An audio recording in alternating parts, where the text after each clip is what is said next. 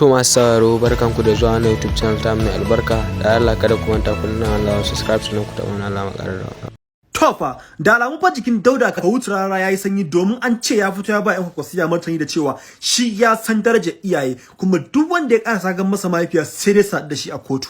Su ko wasu ƴan kwankwasiyan kamar ziga su ake dan daga jiya ziyawa sun saki waƙoƙi sama da guda 3 wanda na gani ne da idanuwa na wanda suke ba Rarara martani wanda a cikin sai kira mahaifiyarsa da sunaye daban-daban. Wasu mutanen ma har da ƙara yin tariyar baya kai ne ka zagi Malam Ibrahim Shekaru ka zo ka juya kai zagi Jaridarahausa kwankwaso ba ma anan ba sunu Islami da ba dan siyasa ba shi ma baka kyale shi ba.